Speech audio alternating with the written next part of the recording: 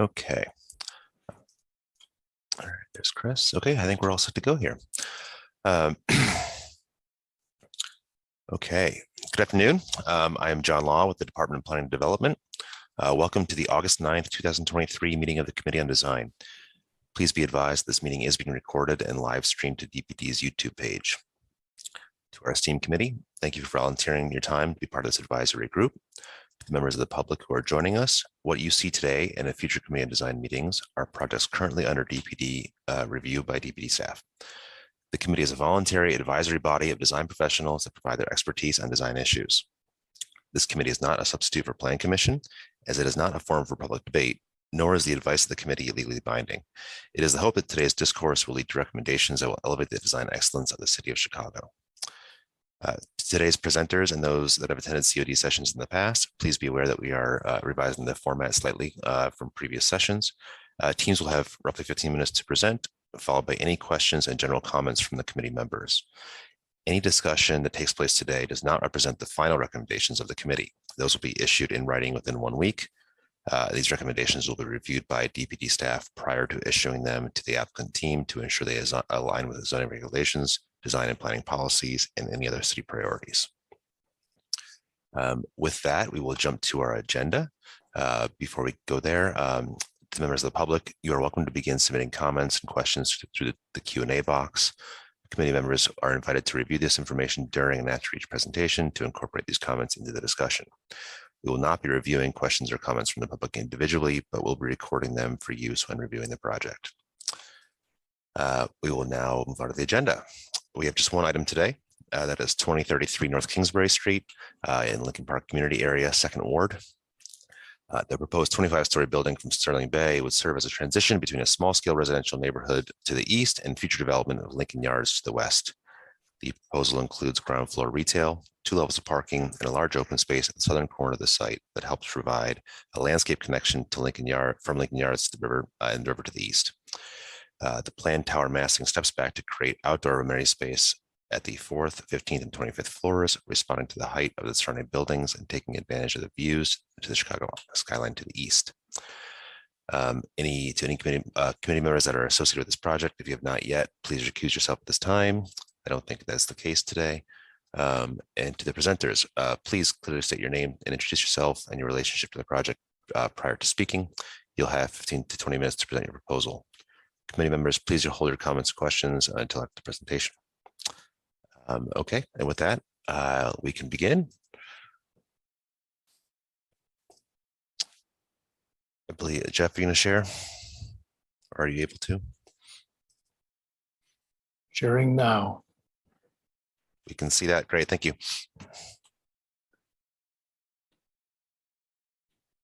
Sure, I've got it all there. Okay. You should be looking at a white screen with the word Chicago on the upper left-hand corner. Yep. That's good. Okay, fantastic. Thank you for making time for us today. My name is Jeff Rentrigan. I'm an architect and a partner with Papa George Hames Architects here in Chicago. As was noted today, we're talking about 2033 North Kingsbury. Before I get into the presentation, though, I want to make sure that you know that we also have representatives from the developers, Sterling Bay, Hitchcock and Associates, our landscape architects, KLOA, our traffic engineers, and our zoning attorney from DLA Piper. 2033 Kingsbury is primarily an apartment building, new construction, 25 stories, 359 units. There is an 8,600 square foot retail space on the ground floor.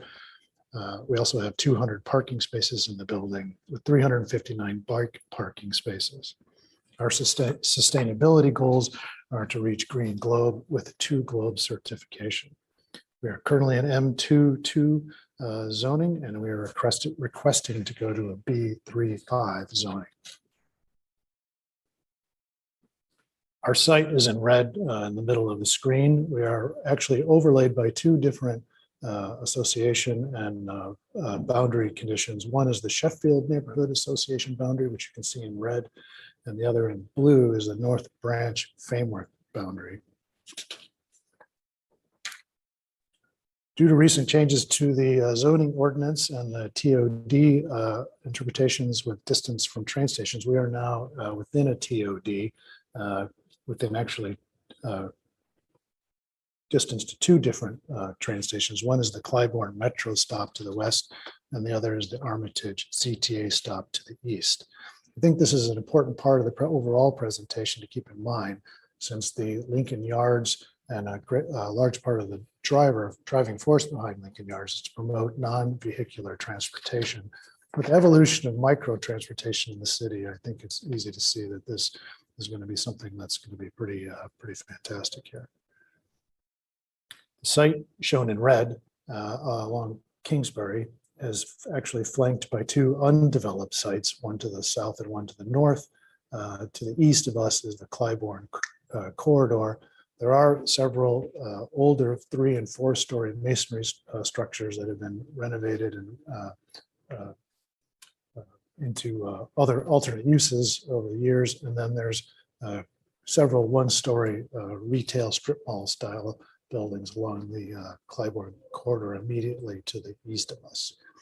You can also see to the south side of the site, there's an arc that's running through forming the property line. That's a result of a train line that used to be part of the industrial neighborhood here that has been abandoned. A few existing photos of the site. As everybody knows, this was the Finkel Steel site. So there's quite a bit of work that needs to happen in public right-of-ways, street improvements, curbs, sidewalks, parkways, all the landscaping that would be part of those renovation projects, rail lines that need to be removed. And we are remaining consistent with that overall master plan in the neighborhood. I want to call special attention to image number 4. This is the alley immediately behind our site. You can see the retail strip mall to the left of us. Currently, the alley is being used as storage for dumpsters and loading for the retail facility. They don't have their own dedicated space for these items and the loading activities. There's also quite a few telephone poles, and the utilities are sharing that. So we'll get into that a little more as we move forward, but there is some stress on the alley, and we think we've got a solution to try to help out with that. Within the North Branch Framework Plan, there are several goals that are consistent with our project. Of course, the economic engine and vital job center that is this neighborhood has been for such a long time now is the core of the Lincoln Yards Master Plan. And we think that 2033 is helping to support the commercial viability of the overall neighborhood. Goal number 2, access for all transportation modes, is layered into all the design work that's happening here.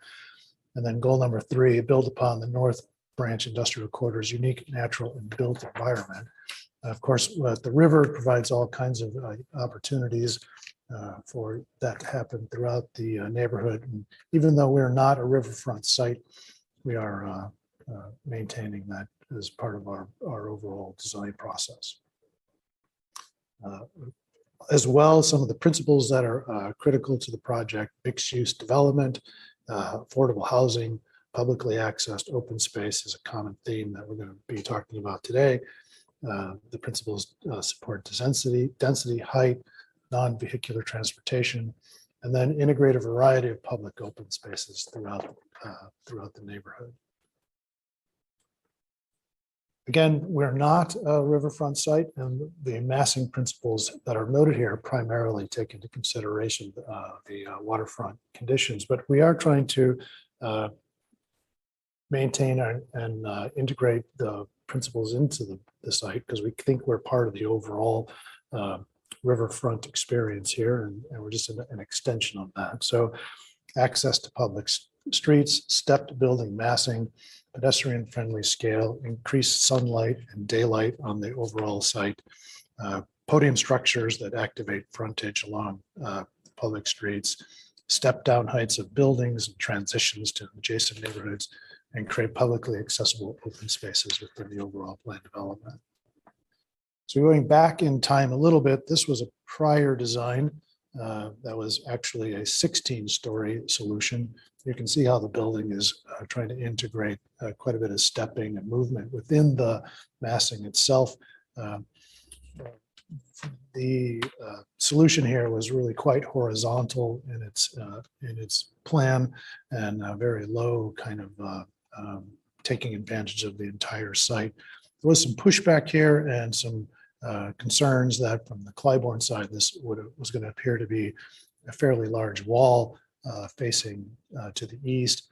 And then as a result of this, there was some limited open space that we wanted to try and change the design direction to overcome that. So shifting gears, we've compressed the pedestal down. We've increased the height to 25 stories. We've reduced the tower footprint, increased the airspace around both sides of the building, north and south, and significantly changed the square footage, increased the square footage of the open space on the south side of the project. Here you can see the comparison of the two, pretty dramatic difference. And we're pretty excited about how this is starting to evolve. To the left of us is the Lincoln Yards buildings that are starting to come into play. Although we don't know what those look like yet, but this is based on approved zoning and the massing that's allowed there.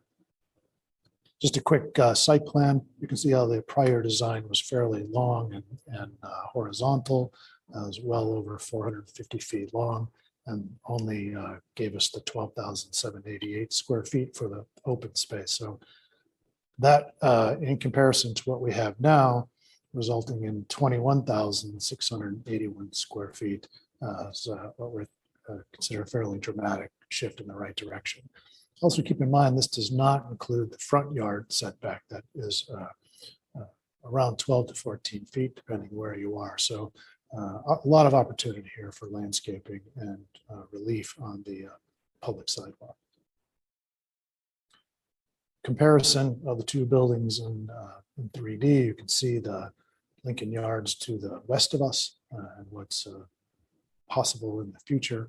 But also on the scheme on the right with the 25-story, you can see how the building is pulled back in order to allow a visual connection to the Central Park area of Lincoln Yards and a great deal of airspace around us on that side of the building.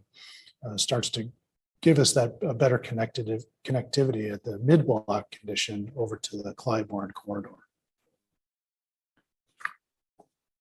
So the result between the two, we've decreased the pedestal by 90 feet in length, and we've increased the height of the building of about 91 feet as you overlay the two different mass conditions.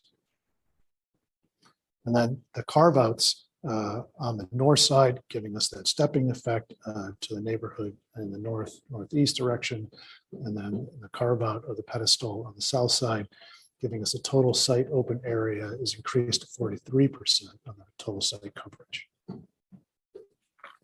From a slightly higher viewpoint, you can see how our tower is starting to relate to some of the potential of some of the future towers in Lincoln Yards, and how the open space from the river to the Central Park area in Lincoln Yards, and then connecting through the two buildings to the west of our site will bring us to the open space that we're proposing on the site. And then another view of the 25-story building with the other massing around us. We're about 275 feet to the top of our 25-story building. Buildings to the west of us are allowed to go from anywhere from 370 to 500s to high 595 at its highest. So as much as we think this building is going to be able to stand on its own and maintain its presence in this location, it's probably going to be slip a little bit into the background as development continues to move in the future. The current proposed design, and I want to make sure that we emphasize this is a work in progress and that we are continuing to push the design forward. You can see how we've tried to take advantage of many of the principles that are part of the framework plan. The building steps are being used in the massing to activate rooftop terraces, amenity spaces, and opportunities for outdoor activity at the lower level on the pedestal, mid-level within the building, and then at the top of the building itself. These similar steps are also happening in the plan of the building for movement that allows us to continue to work on the building's overall composition. All this is taken into place from the north, as I said, from the North Branch design principles, emphasizing the pedestrian scale of the base, the approachability to the from Kingsbury to the building itself, and a strong emphasis on a residential character in the middle of the tower, and then a quietly celebrated top that's articulated in the amenity level.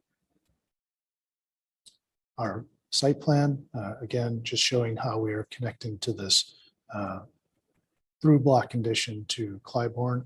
Although that property to the east of us is private, and there's no guarantee that that will always be there, we're confident that with this design in place, DPD will have some influence over that if it's ever developed in the future. Our landscaping architects are also still in process, and we are challenging them to design both private and public spaces for a variety of social activities. Careful and creative balance of hardscape landscaping and exterior fixtures are aligned with the principles that are in place with, again, with the North Branch Framework Plan. And we'll have dog parks. We will not forget about the dogs. We have included the floor plans for reference, but there are a few important parts to the ground floor plan. For instance, we have one curb cut on the Kingsbury Street condition. This is 641 feet of frontage. It's a fairly unique mid-block condition for Chicago. We've located that garage entrance as far away from the open space as we can, and we've set it back in order to create an additional 14 feet from the property line, both for security at the garage door, safety for the pedestrians, and making sure that we have strong visual opportunity for any cars moving through this zone to again, keep it safe for any kind of traffic here. We've located the loading dock off of the alley over on the southeast side. As I said before, there is quite a bit of pressure around this alley right now with garbage trucks and loading. We are going to set our building back 3 feet in order to change the alley dimension from 18 to 21 feet. I think that'll go a long way to try to help with the pressure that's going on here. And then we've located our dock in a spot on the alley where it's a little easier for trucks to maneuver and get into the dock itself. Since there are no other docks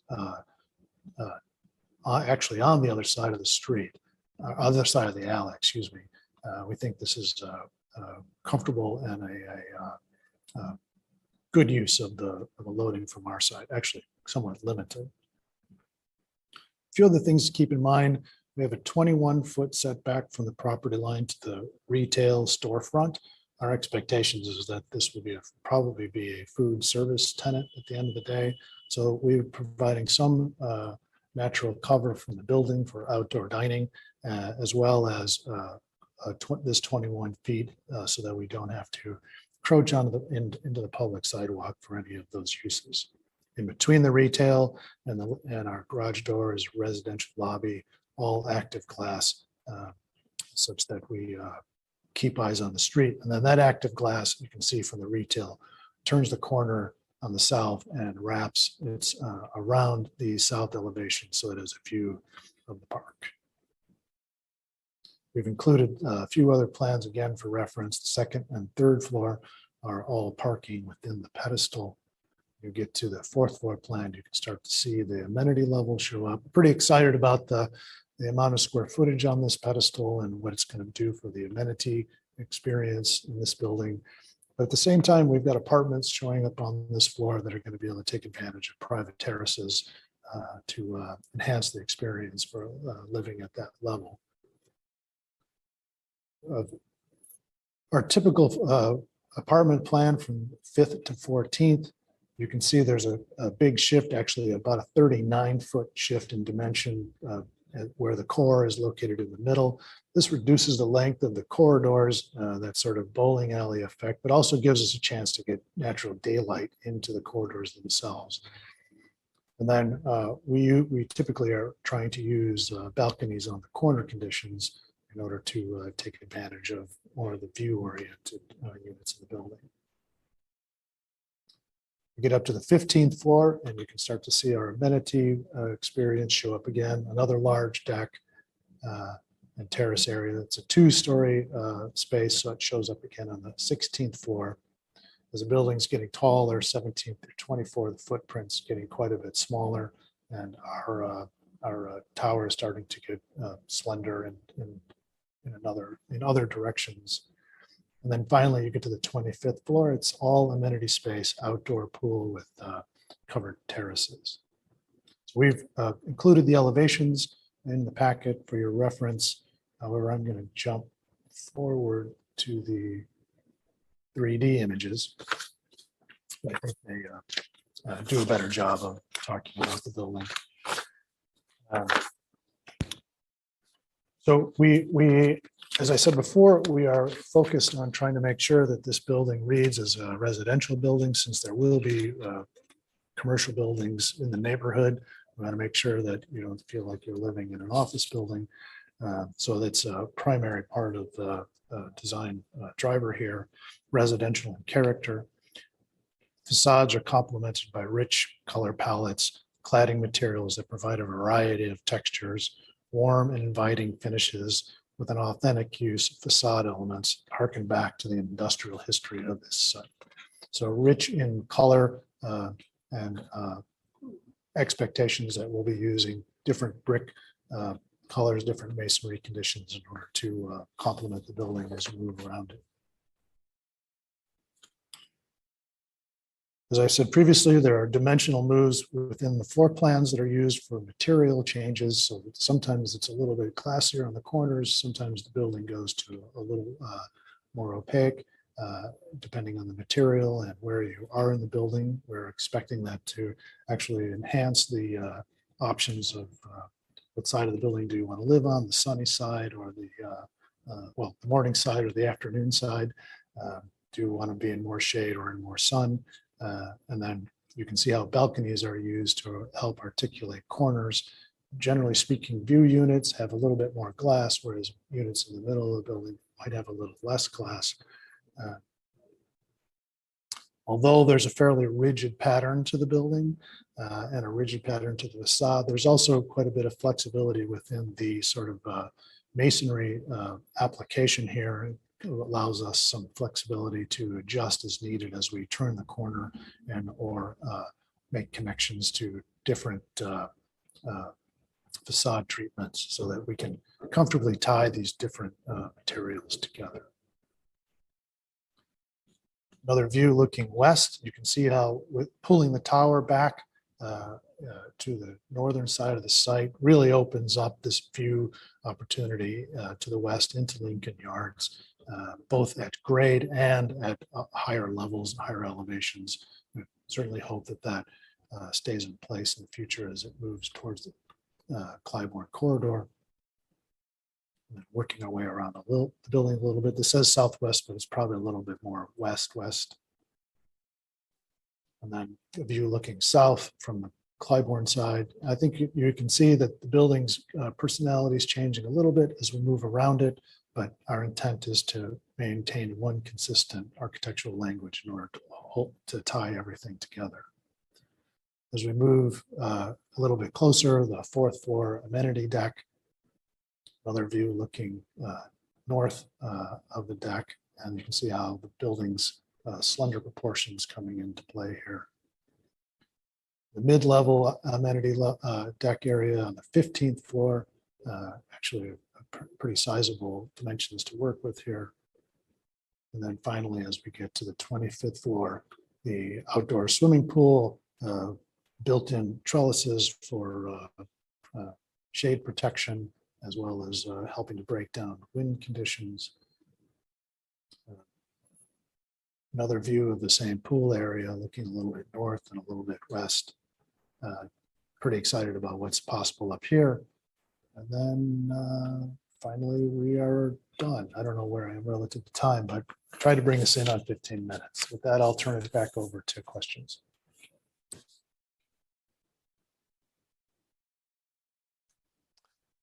Thank you, Jeff. Appreciate that. It was 20 minutes, but that'll work for us. Thank you. To our committee, anyone feel free to either raise your hand or chime in with any questions or comments.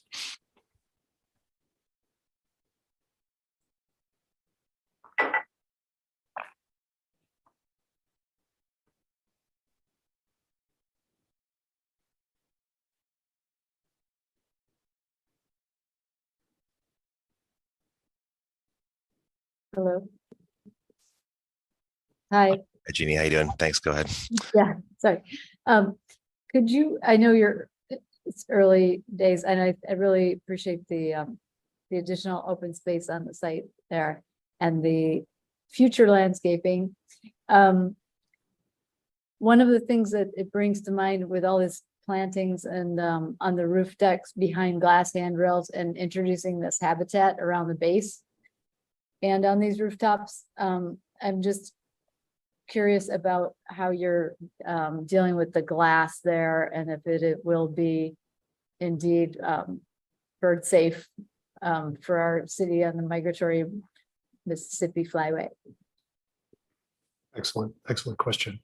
Of course, we're going to meet the bird ordinance in Chicago and make sure that we manage that correctly. We do need to. We will be taking that into consideration when we develop the upper level terraces, and we have had that experience relative to the issue with the glass railings. It's entirely possible that the glass may not survive the overall design process, that we may be going to an alternate open material there in order to accomplish that. So I wouldn't say we're committed to that material as a railing condition for the reasons that you just noted. Well, if you were to use that material, which is, good for protection from wind as well, but it would just be to introduce the pattern on the glass so that it could be visible, especially when you have the plantings directly behind the glass that's attracting the birds to the plantings. That's all. Yeah, of course. There's a way to use glass. It's not like glass is Yeah. bad, but it just needs to have the protection. Quite often we have been pulling the landscaping away from the glass so that you can walk up to it. We've had some challenges with davits and that kind of thing incorporated into the overall design. So we've been pushing to pull that kind of design work away from it. I think the main thing is to treat the glass, not just the pulling away, because it's still visible through the glass, whether it's 2 feet or 5 feet away. Right. So would you commit to using that safe glass on the areas where there's landscaping, or changing to a picket type rail? Or can you do Yeah, that? I think we're very comfortable making that commitment. Okay, thank you.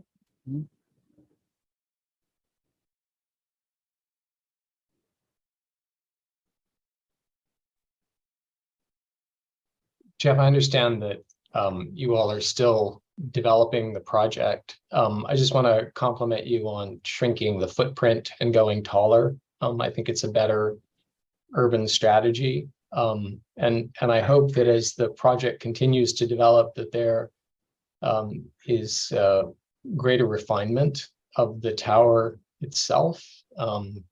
It seems to be trying to be all things to all people right now, which is probably great for sale value, but maybe not necessarily the best architectural addition to the city as a whole. Point well taken. There's certainly a fair amount of work in front of us here to make those refinements.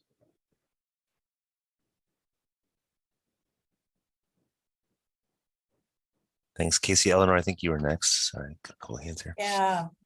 Hi, Jeff. Thanks so much for the Yeah, Laura. presentation. It's good to see you. Yeah, you too.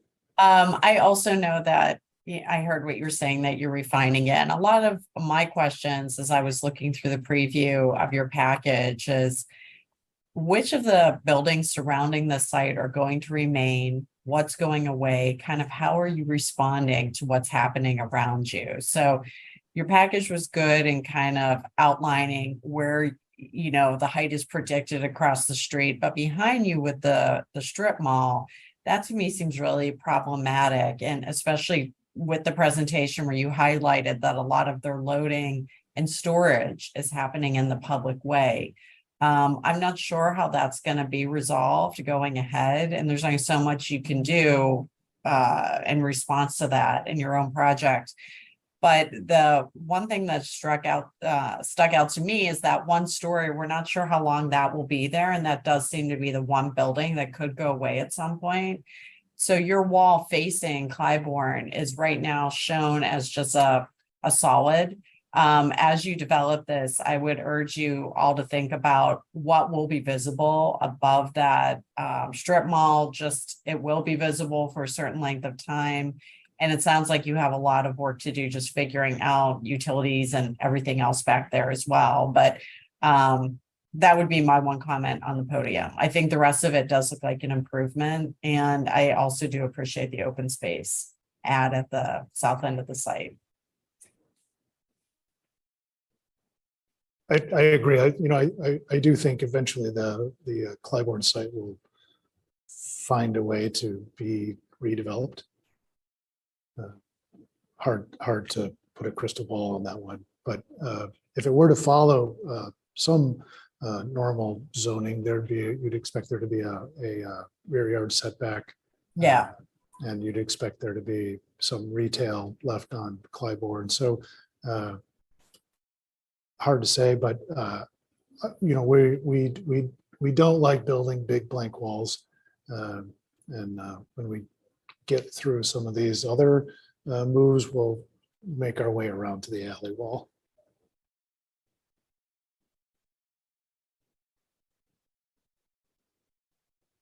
Thanks, Eleanor. Andre? Hello, Jeff. I do think that this is definitely an improvement from the previous scheme, and I know this is still evolving.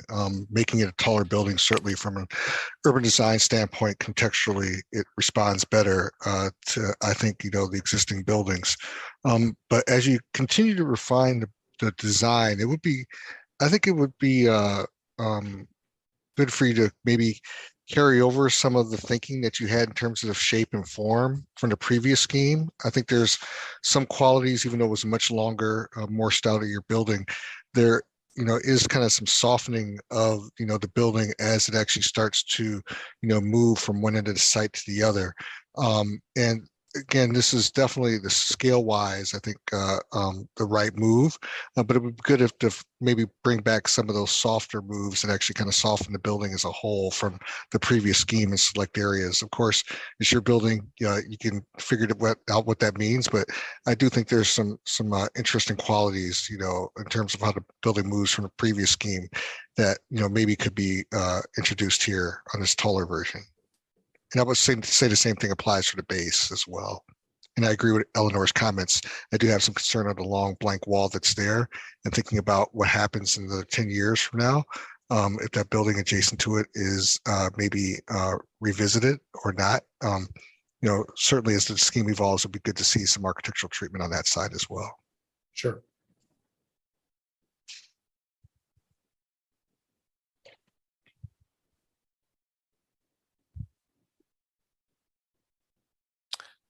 Thank you, Andre.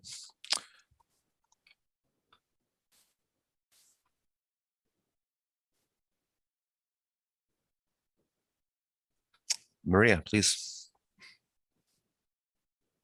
Hi, everybody. Thank you for the presentation. I have a question regarding the program in the basement. I just wanted to understand a little bit better what is driving the square footage of the different programs in the basement, and if you see opportunities to reduce that area. Want to make sure I'm not getting something. Sorry, the podium, not the basement. Podium, okay. I didn't think I had a basement plan. We are trying to keep the height of the podium down rather than pop it up. We're trying to keep the height of the building down to some level that is complementary to the future buildings coming to the west. So we have tried to hold it at the podium at 3 stories. So at this point, it's really a volumetric solution of trying to get the 200 cars in there, as well as what is going to be a very, very large bicycle storage facility. In fact, we're going to have more than one area to park bikes because of the TOD requirement. So it's possible at the end of the day that the podium might be able to shrink a little bit, but to hold the 200 car parking, I wouldn't expect it to be a lot. And just a follow-up question, the 200 number, is it a requirement or a preference? It is a preference. We are not maxing out the TOD number or the opportunity to max out what's available. We do have expectations for parking based on what we think is market demand, and then as well as what we think will be retail parking on the Kingsbury corridor. Thank you.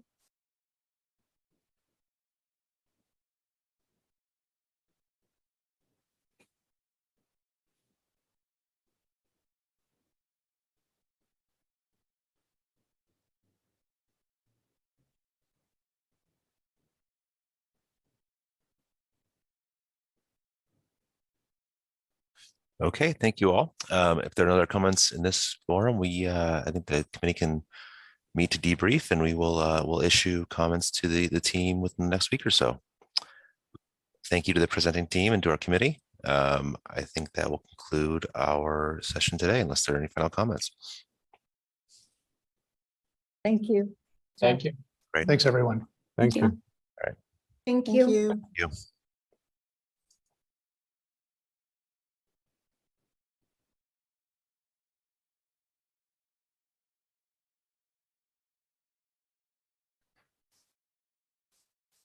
So Jeannie, there should be another link than you have in your, it's a set, we're going to hop over to a different Zoom meeting here.